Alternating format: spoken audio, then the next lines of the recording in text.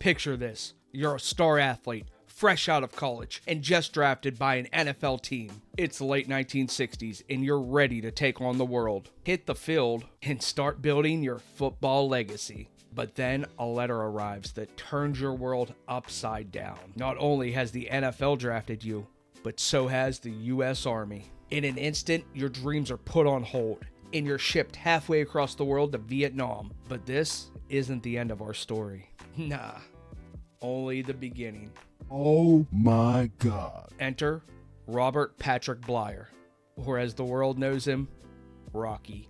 Born on March 5th, 1946, in a little town of Appleton, Wisconsin, he was the oldest of 4 kids. His parents were the proud owners of Bleier's Bar, a lively little tavern where Rocky's story first took shape. Now, living above a tavern sounds like a lot of noise, late nights, and interesting people. You got a good sarsaparilla? Sioux City sarsaparilla? Yeah, it's a good one. And for Rocky, that's exactly how it was. You can bet he grew up hearing stories and getting a unique education on people skills. Now you're probably wondering where the nickname Rocky came from. When he was just a baby, his dad used to brag to patrons about his newborn. Regulars would always ask how the new kid was doing, and his dad would always reply the same way. You should see him. A little rock.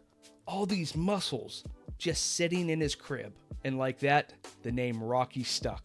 And little did he know how perfect that name would be as his life would unfold. Growing up, Rocky had a natural talent for sports. By the time he was at Xavier High School, he was an all-star on the field, dominating in football, basketball, and track. He was even named All-State running back 3 times. Not only that, he was the captain of the football, basketball, and track team.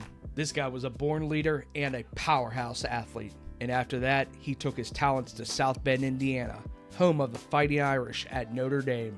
You ready, champ? I've been ready for this my whole life. Then you take us out on the field. While at Notre Dame, Rocky's star continued to rise.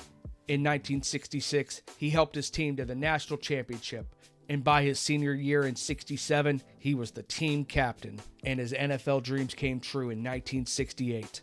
He was drafted by the Pittsburgh Steelers in the 16th round. This man was the 417th overall pick, and just when Rock thought his life was set, everything changed. In December of 1968, Rocky received another draft notice, and this time, it was from Uncle Sam. And this was the height of the Vietnam War, and Rocky, just like thousands of other Americans, were called up to serve their country. With little time to prepare, Rocky was rushed through basic training and then volunteered to be shipped off to Vietnam. And just like that, he had to put his NFL dreams on hold. In mid-1969, Rocky was sent to South Vietnam as part of the 196th Light Infantry Brigade, where he served as a grenadier carrying a 40mm M79 grenade launcher. In August of that year, Rocky's platoon was sent out on a mission to find some fallen soldiers. Now they knew this mission was dangerous, but they went ahead anyways. During the mission, Rocky took a bullet to his leg, and if that wasn't enough, while crawling through a rice paddy under fire, a grenade landed nearby and exploded. The blast sent shrapnel into Rocky's leg, badly damaging his foot. Now, it was a devastating injury, but Rocky was very lucky because a lot of his fellow soldiers never walked out of there that day.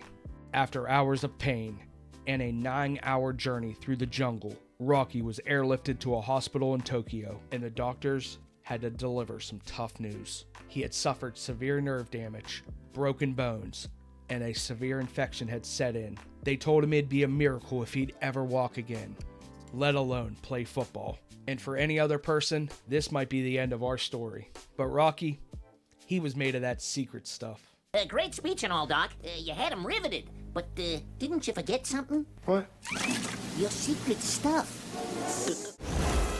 Not long after getting the crushing news, he received a letter from Steelers owner Art Rooney, and the letter read, "Rock, the team's not doing well. We need you. Art."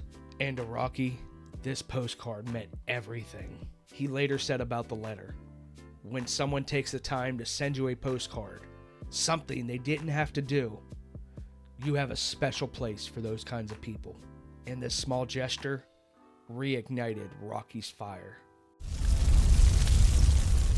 After a series of tough surgeries, Rocky was discharged from the Army in July of 1970, and he immediately set his sights on getting back to the Steelers. Now, no, this wasn't some quick comeback.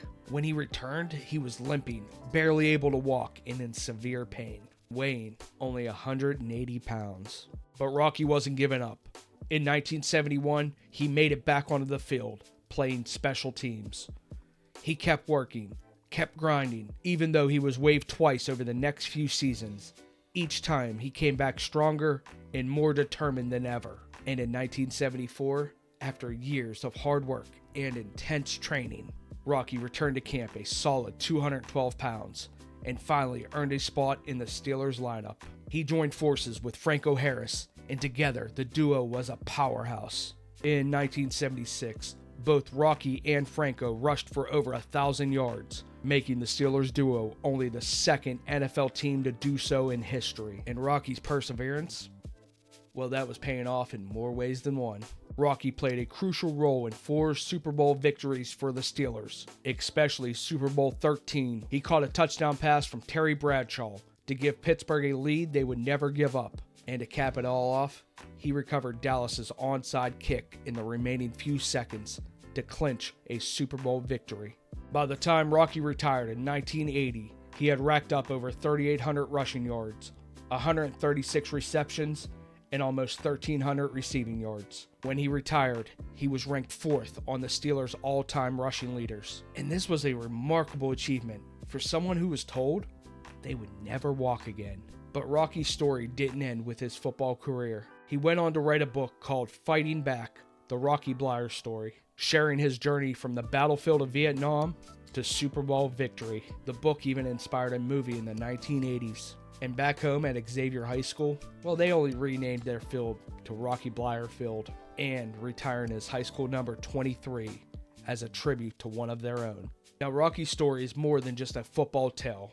It's a testament to resilience, grit, and heart. And the next time you think the odds are stacked against you, just think of Rocky. He reminds us that whatever life throws at you, whether it's injuries, setbacks, or people just telling you you can't, there's always a way to keep moving forward. And as always, guys, thank you. I hope you guys enjoyed this mini-series. If you haven't watched all the videos, go ahead and check out the channel and catch up on all of them. And I want to shout out a big happy Veterans Day to all my fellow vets out there. I hope you're all doing well. And I hope you guys got something from this mini-series to show that no matter what, don't ever give up. Keep moving forward. And just because something's in your past doesn't mean you can't grow from it. Now that's all I got for you guys today. As always, I'll see you next time.